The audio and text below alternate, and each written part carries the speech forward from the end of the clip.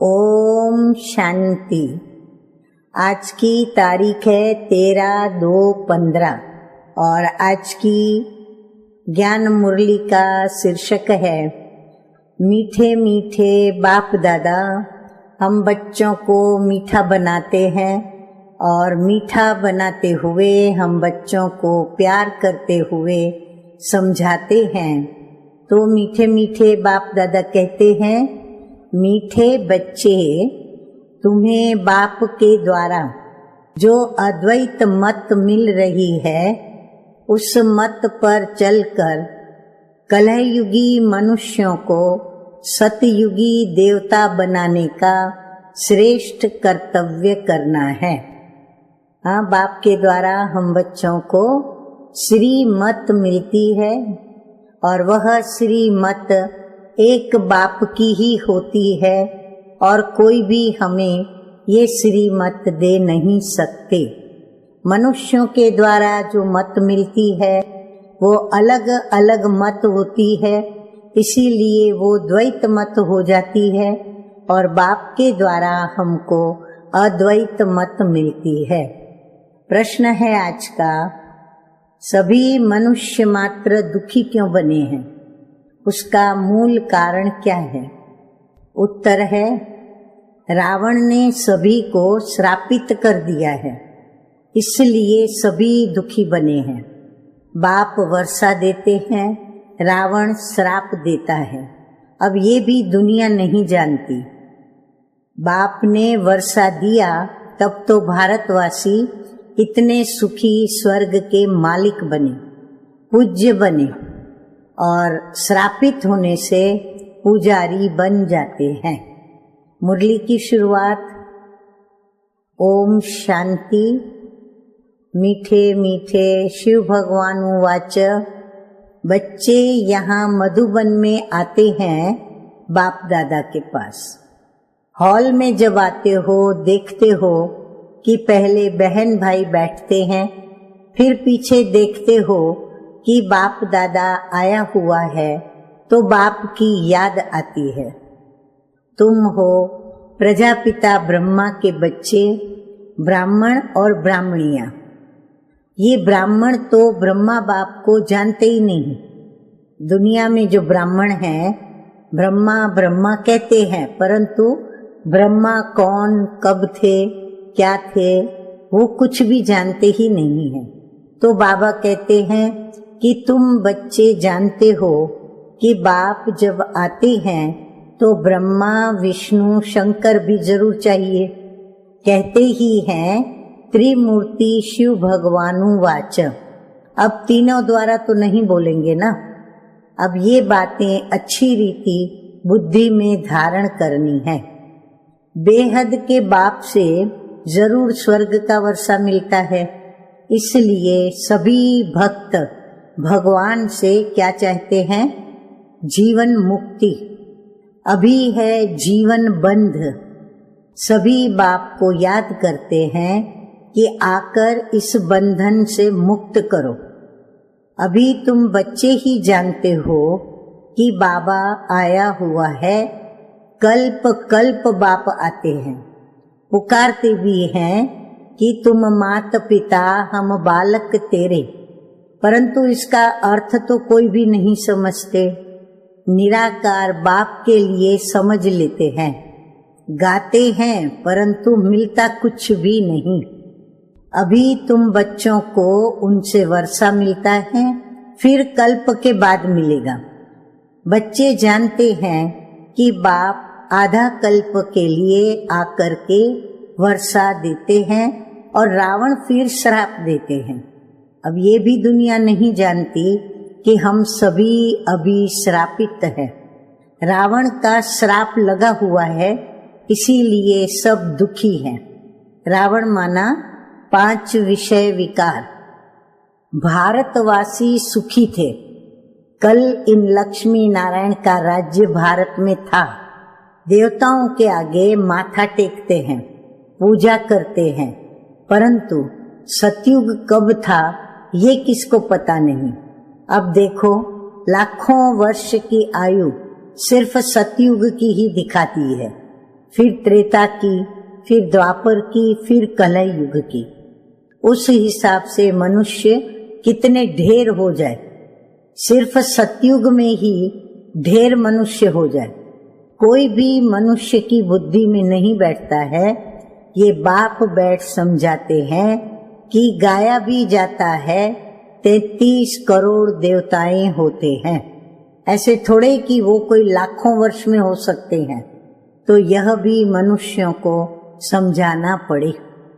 मीठे मीठे बाबा कहते हैं कि अभी तुम समझते हो कि बाबा हमको स्वच्छ बुद्धि बनाते हैं, क्योंकि बाबा है परम पवित्र, तो हम बच्चों को भी पवित्र बनाते हैं। रावण मलेच्छ बुद्धि बनाता है। रावण फिर बुद्धि अपवित्र करके कर्म भी हमारे अपवित्र कर देता है। मुख्य बात तो ये है कि सतयुग में है पवित्र और यहाँ है अपवित्र। अब ये भी किसको पता नहीं है कि राम राज्य कब से कब तक और रावण राज्य भी कब से कब तक होता है। समझते हैं कि यहाँ ही राम राज्य भी है तो रावण राज्य भी है। अनेक मतांतर है ना। जितने हैं मनुष्य उतनी है मतें। अभी यहाँ तुम बच्चों को एक ही अद्वैत मत मिलती है जो बाप ही आकर देते हैं। तुम अभी ब्रह्मा के द्वारा देवता बन रहे हो। देवताओं की महिमा गाई जाती है। सर्वगुण संपन्न, 16 कला संपूर्ण, संपूर्ण निर्विकारी, अहिंसा परमो धर्म, मर्यादा पुरुषोत्तम है। तो वह भी मनुष्य।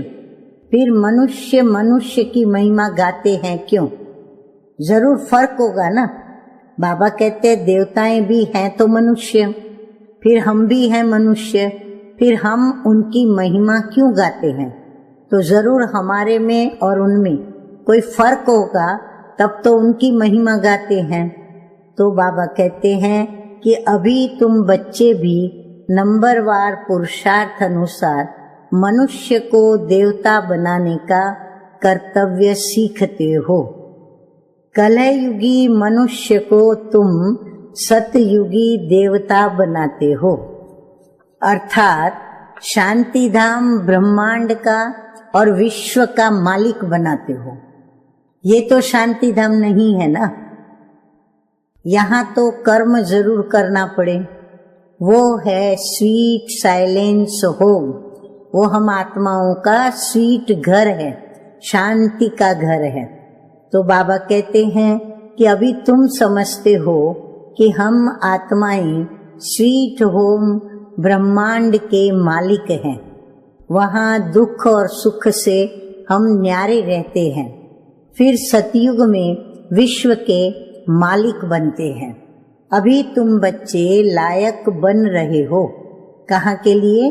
सतयुगी दुनिया के देवी देवता सम बनने के योग्य बन रहे हैं। एम ऑब्जेक्ट एक्यूरेट सामने खड़ी है। तुम बच्चे हो योग बल वाले और वो हैं बाहुबल वाले। तुम भी हो युद्ध के मैदान पर, परंतु तुम हो डबल अहिंसक। वो है हिंसक। हिंसा काम कटारी को कहा जाता है। सन्यासी भी समझते हैं कि ये हिंसा है, इसलिए वो भी पवित्र बनते हैं। परंतु तुम्हारे सिवाय बाप के साथ प्रीत कोई की है नहीं। भले वो बाबा को याद करते हैं, भगवान को याद करते हैं, परंतु जो सच्ची प्रीत कही जाती है, जिसमें पिता परमात्मा को भी यथार्थ रीति से जान कर के माने, फिर संबंध जुटे और फिर उनसे वर्षा भी ले, ऐसी प्रीत कोई की है नहीं। आशुक माशुक की प्रीत होती है ना। वो आशुक माशुक तो एक जन्म के गाए जाते हैं। तुम सभी हो मुझ माशुक के आशिक। भक्ति मार्ग में मुझ एक माशुक को तुम आशिक याद करते आए हो। अब मैं कहता हूँ कि ये अंतिम जन्म सिर्फ पवित्र बनो। और यथार्थ रीति मुझे याद करो, तो फिर याद करने से ही तुम छूट जाएंगे। बाबा कहते हैं अगर यथार्थ रीति याद करेंगे और पवित्र रहेंगे तो फिर मुझे याद करने से तुम छूट जाएंगे, क्योंकि दुख होगा ही नहीं, अशांति होगी ही नहीं, तो फिर बाबा को याद भी नहीं करेंगे। सतयुग में याद करने की दरकार ही नहीं रहेगी। दुख में सिमरन सब करते हैं। अब ये है नर्क, इसको स्वर्ग तो नहीं कहेंगे ना। क्या वर्तमान समय जिस दुनिया में हम सभी जी रहे हैं, क्या हम उसके लिए कहेंगे कि ये स्वर्ग है? तो बाबा कहते हैं इनको स्वर्ग तो नहीं कहेंगे ना। बड़े आदमी जो धनवान हैं वो समझते हैं कि हमारे लिए तो यहाँ ही स्वर्ग है, विमान आदि सब कुछ उनके पास वैभव है, पर कितना अंधश्रद्धा में रहते हैं। गाते भी हैं तुम मात पिता हम बालक तेरे, परंतु समझते कुछ भी नहीं, क्योंकि तुम मात पिता हम बालक तेरे, तुम्हारी कृपा ते सुख घनेरे। तो बाबा कहते हैं कि कौन से सुख घनेरे बाप से मिले ये कोई भी नहीं जानते हैं। अब ये बोलती तो आत्मा है ना, तुम आत्माएं समझती हो कि हमको बाप से सुख घनेरे मिलते हैं। उसका नाम ही है स्वर्ग, सुख धाम। बाबा कहते जहाँ सुख घनेरे हैं जो बाबा हमको देते हैं, उस स्थान का नाम ही है स्वर्ग, सुख धाम। अब स्वर्ग सभी को बहुत ही मीठा लगता है। तुम अभी जानते हो कि स्वर्ग में हीरे जवाहरातों के कितने महल थे। भक्ति मार्ग में भी कितना अनगिनत धन था। जो सोमनाथ का मंदिर बनाया है, एक एक चित्र लाखों की कीमत वाले थे, वो सब कहाँ चले गए? कितना लूट करके ले गए। मुसलमानों ने जाए मस्जिद आदि में लगाया, इतना अथाह धन था। अभी तुम बच्चों की बुद्धि में है कि हम बाप के द्वारा फिर से स्वर्ग के मालिक बनते हैं। हमारे महल सोने के होंगे।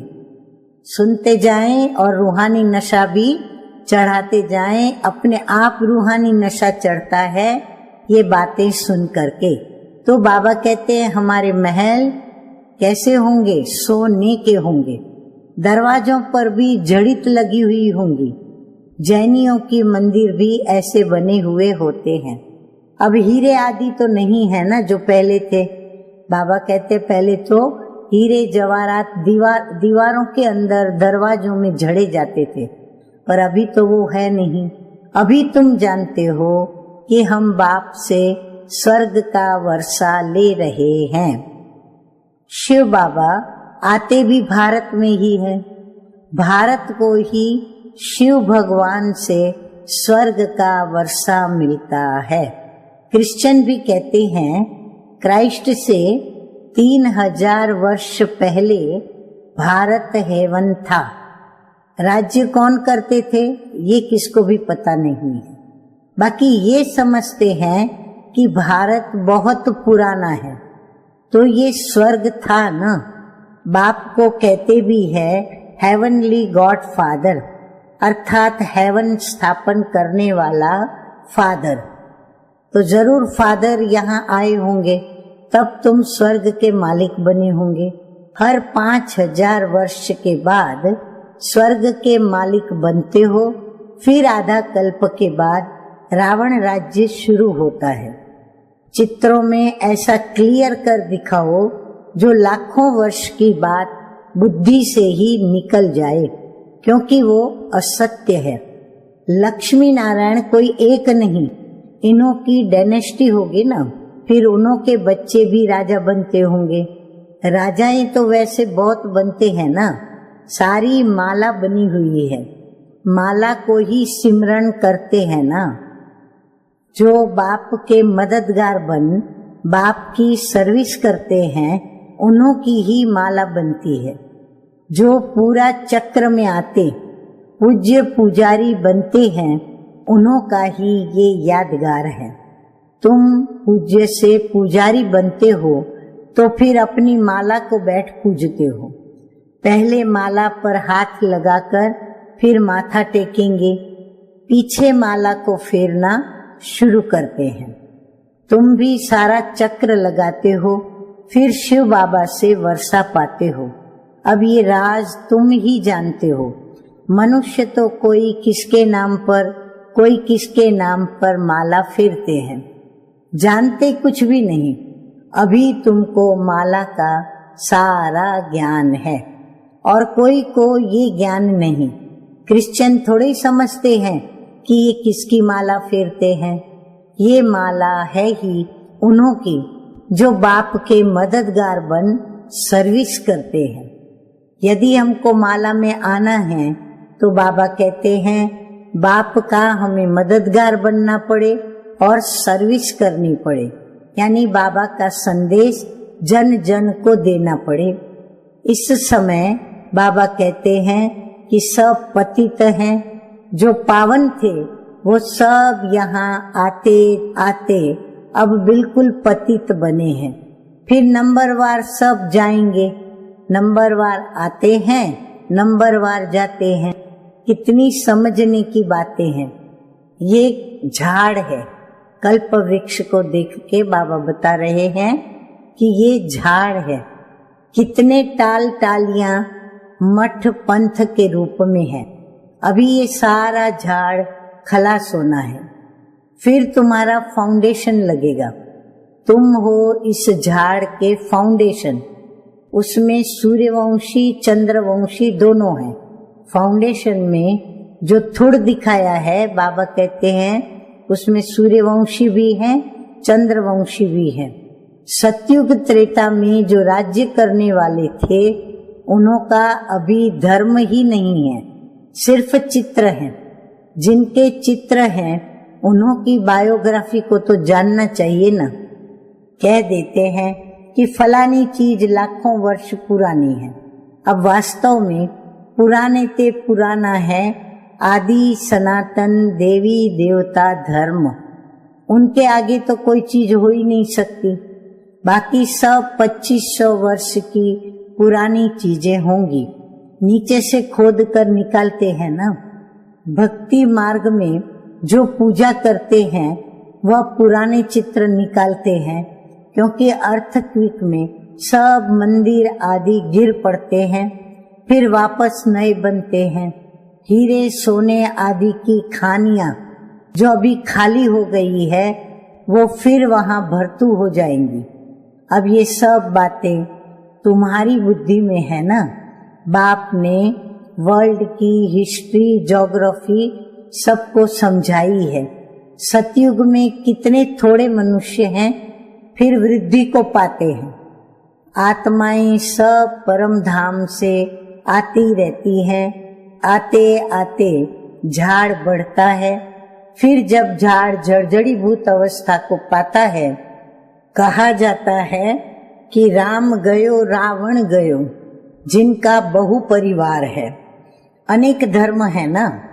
हमारा परिवार कितना छोटा है, ये सिर्फ ब्राह्मणों का ही परिवार है। वो कितने अनेक धर्म हैं, जनसंख्या बतलाते हैं ना। वो सब हैं रावण संप्रदाय। ये सब जाएंगे, बाकी थोड़े ही रहेंगे। रावण संप्रदाय फिर स्वर्ग में नहीं आएंगे, सब मुक्ति धाम में ही रहेंगे। बाकी तुम जो पढ़ते हो वो नंबरवार आएंगे स्वर्ग में। जो अभी ईश्वरीय पढ़ाई पढ़ते हैं तो बाबा कहते हैं वो ब्राह्मण बच्चे मुक्ति धाम में जाने के पश्चात अपने पुरुषार्थ की प्रारब्ध भोगने आएंगे स्वर्ग में। आगे बाबा कहते हैं कि अभी तुम बच्चों ने समझा है कि कैसे वो भी निराकारी झाड़ है। ये मनुष्य सृष्टि का झाड़ है। अब ये तुम्हारी बुद्धि में है। पढ़ाई पर ध्यान नहीं देंगे तो इम्तिहान में नापास हो जाएंगे। पढ़ते और पढ़ाते रहेंगे तो खुशी भी रहेगी। अगर खुश रहना है तो पढ़ाई पढ़नी भी है और पढ़ाते भी रहना है। बाबा कहते हैं अगर विकार में गिरा तो बाकी ये सब भूल जाएगा। आत्मा जब पवित्र सोना हो तब उसमें धारणा अच्छी हो। सोने का बर्तन होता है पवित्र गोल्डन। अगर कोई पतित बना तो ज्ञान सुना नहीं सकता। अभी तुम सामने बैठे हो, जानते हो गॉड फादर शिव बाबा हम आत्माओं को पढ़ा रहे हैं। हम आत्माएं इन ऑर्गन्स द्वारा सुन रही हैं। पढ़ाने वाला बाप है। ऐसी पाठशाला सारी दुनिया में कहाँ होंगी? हाँ, क्यों बाबा कहते हैं कि ऐसी पाठशाला कहीं भी नहीं होंगी? क्योंकि जो भी दुनिया में और पाठशालाएं हैं वहाँ सब मनुष्य पढ़ाते हैं, परंतु यह एक ही ऐसी पाठशाला है जहाँ स्वयं पढ़ाने वाला परमपिता परमात्मा जो हमारा बाप है वो है। वो गॉड फादर है, वो टीचर भी है, वह सतगुरु भी है और वो सबको वापस घर ले जाएंगे। अभी तुम बाप के सन्मुख बैठे हो। सन्मुख मुरली सुनने में कितना फर्क है। बाबा कहते हैं सन्मुख जो मुरली सुनते हैं उसका जो रूहानी नशा होता है वो अलग होता है। जैसे ये टेप मशीन निकली है, सबके पास एक दिन आ जाएगी। बच्चों के सुख के लिए बाप ऐसी चीजें बनवाते हैं, कोई बड़ी बात नहीं है ना। ये सांवल शाह है, पहले गोरा था अभी सांवरा बना है, तब तो श्याम सुंदर कहते हैं। तुम जानते हो कि हम सुंदर थे, अब श्याम बने हैं, हम फिर से सुंदर बनेंगे। सिर्फ एक क्यों बनेगा? एक को सर्प ने डसा क्या? सर्प तो माया को कहा जाता है ना। तो बाबा कहते हैं माया ने, माया रूपी सांप ने सिर्फ एक को नहीं डसा लेकिन अनेकों को डसा, तो ये माया कही जाती है। विकार में जाने से सांवरा बन जाते हैं। कितनी समझने की बातें हैं। बेहद का बाप कहते हैं गृहस्थ व्यवहार में रहते ये अंतिम जन्म फॉर माय सेक, यानी मेरे सदके बाबा कहते हैं पवित्र बनो। बच्चों से ये भीख मांगते हैं कि कमल फूल समान पवित्र बनो और मुझे याद करो, तो ये जन्म भी पवित्र बनेंगे और याद में रहने से पास्ट के विकर्म भी विनाश होंगे। देखो नम्रता कितनी बाप के अंदर है। हम बच्चों के कल्याण अर्थ बाप हम बच्चों से, बाबा कहते हैं बच्चों से ये भीख मांगते हैं क्या? कि गर्भग्रस्त में रहें पर कमल फूल समान पवित्र रहें और बाबा को याद करें, तो पास्ट जन्म के जो भी विकर्म हैं उनका विनाश हो। देखा कभी ऐसा बाप? 84 जन्मों में भी ऐसा बाप हमको नहीं मिले, क्योंकि ये तो है परम प्रिय परम पिता परमात्मा। अब ये है योग अग्नि, जिससे जन्म जन्मांतर के पाप दग्ध होते हैं। बाबा ने आके जो राजयोग सिखाया है, उस राजयोग से क्या होता है, जितना जितना हम बाबा को याद करते हैं हमारे पाप दग्ध होते जाते हैं। बाबा आगे कहते हैं कि तुम सतो प्रधान से सतो रजो तमो में आते हो तो कला कम होती जाती है, खाद पड़ती जाती है। अब बाप कहते हैं सिर्फ माम एकम याद करो, बाकी पानी की नदियों में स्नान करने से थोड़े ही पावन बनेंगे। हाँ, बाबा का कहने का भाव क्या है कि शरीर, पानी से शरीर धुलता है, लेकिन आत्मा का मैल कैसे निकले? तो आत्मा का मैल ये पानी की नदी में स्नान करने से नहीं निकलता। ये तो आप हम सभी समझ सकते हैं। तो बाबा कहते हैं पानी भी तो तत्व है ना। जैसे 5 तत्व सुनाते हैं तो उसमें आकाश, पृथ्वी, जल, वायु और अग्नि। तो जल माना पानी भी तो तत्व है ना, 5 तत्व कहे जाते हैं। ये नदियां कैसे पतित पावनी हो सकती है? नदियां तो सागर से निकलती हैं। पहले तो सागर पतित पावन होना चाहिए ना।